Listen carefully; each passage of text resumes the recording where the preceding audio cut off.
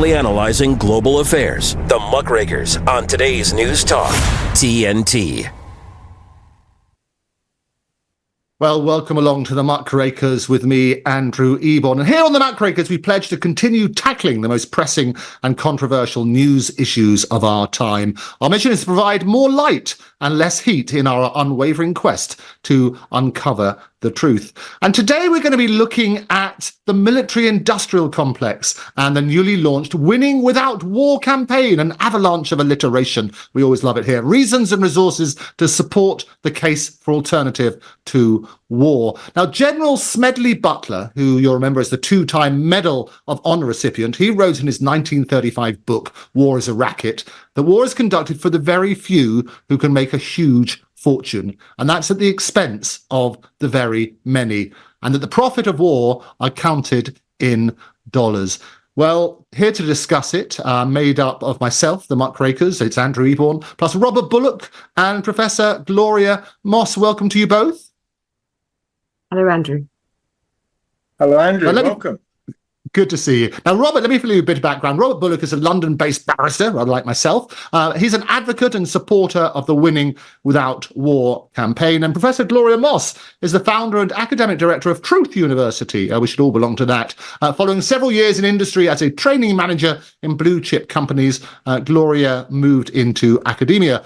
She's the author of 8 books and over 70 peer-reviewed conference and journal papers, and both are passionate advocates and supporters of winning without war. Let me start with you, Gloria. What are we seeing in the election manifestos of the various political parties with respect to defence policies?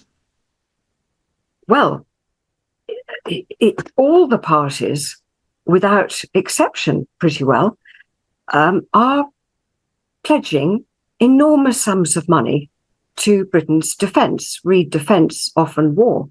And this is very alarming. I'll just go swiftly through the 4 main parties: Conservative, Labour, Lib Dem, and Reform. And taking my cue from their manifestos, the Conservative Party, here's a quote, they pledge to protect British interests in an increasingly, they say, hostile world, and they guarantee their support to Ukraine. That's unequivocal in the Conservative manifesto. And then if we move to the Labour Party manifesto, and Labour is predicted by the pollsters, can we trust their predictions? Who knows?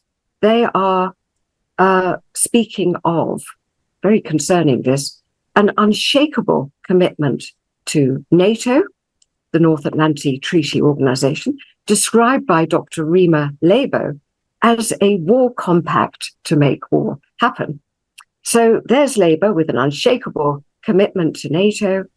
NATO is now 32 countries strong and encroaching, Robert will talk about this, strongly on Russia. And they also pledge 2.5% of GDP, gross domestic product, to defence. To put that in concrete terms, that's equivalent to around £57 billion. That's a sum that would buy us 550 or so new hospitals and would finance the school budget for a complete financial year. And there's an ominous warning in the Labour Party manifesto, and it reads as follows: I warn people, some of the decisions we will have to take will not be easy. And this is Sir Keir Starmer speaking. He says he's reformed a public service before, the Crown Prosecution Service. I know how hard it is. And since he's flagged up the CPS, it's worth pointing out that key emails and records while he was leading the CPS relating to both the Jimmy Savile case and also the Julian Assange case. Key emails and records relating to those 2 cases have disappeared. They're not there anymore. In the case of the Savile case, as we know, 4 dossiers supporting a prosecution against Jimmy Savile were submitted to the CPS, by both Sussex and Surrey police, and the CPS declared famously that there was no case to answer.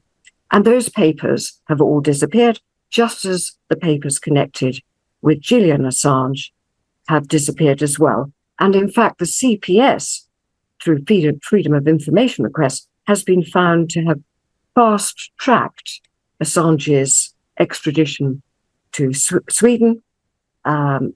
Never happened, but they were attempting to do that. And they were also advising Swedish lawyers not to question Assange in Britain, all of which, of course, prolonged Assange's legal purgatory, come to an end now, fortunately.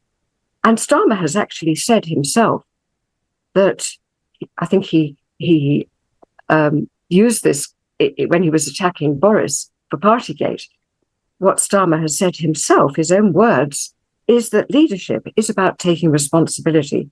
And if there is an apology to be made, that apology should come from the top, his words. So all of that very disturbing behavior within the CPS, should he be taking the can from that?